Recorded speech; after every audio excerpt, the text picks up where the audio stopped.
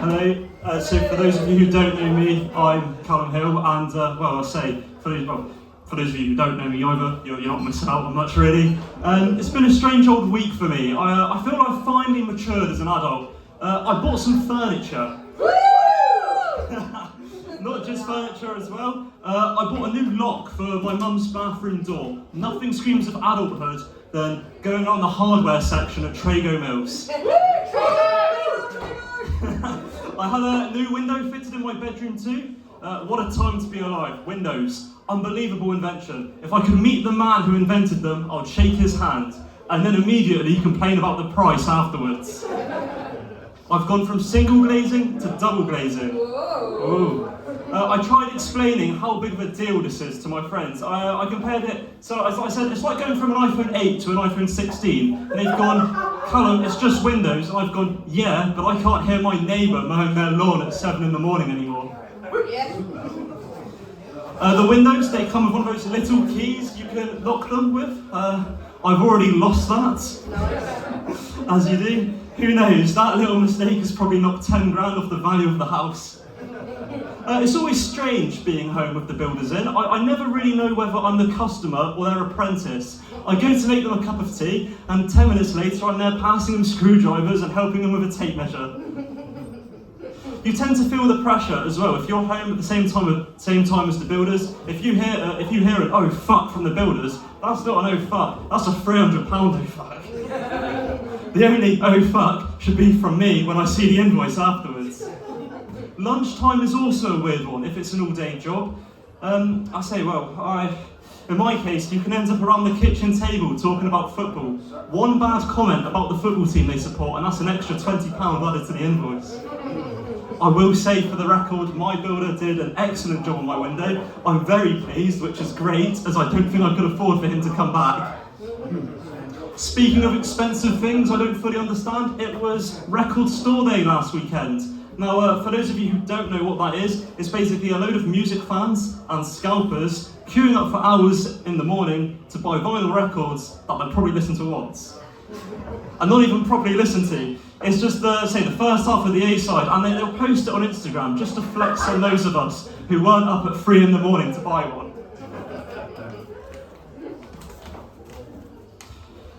They'll say, I love the warmth and sound of vinyl, and I think, no, that warmth, that's from your new double-glazed windows.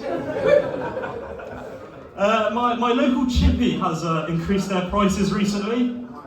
Boo! Yeah, that's what I'm thinking.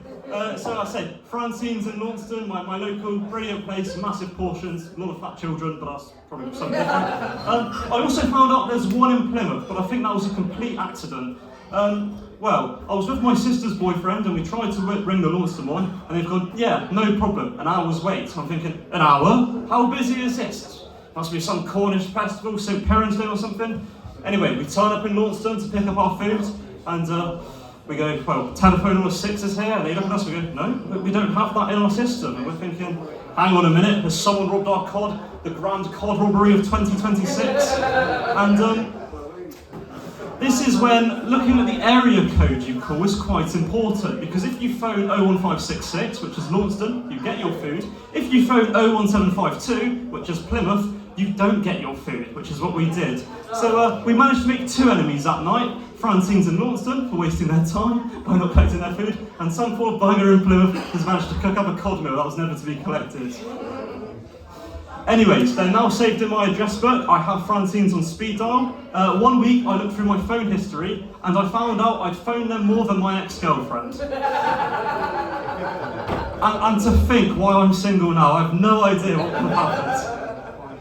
My dad and I, we tend to do fish and chip Fridays. I do feel like a small-time criminal when we do this. When I order, I go, hello, can I place an order please? I would like 2 OAP cod and chip meals. It saves about £1 a go, but considering how often my dad and I go, that £1 a go could cover a previous £300 building cock-up. I think they might, that's cut out there. I think they might have caught on that me and my dad are not old age pensioners. However, just to be sure, I've made sure not to dye my grey hairs coming through.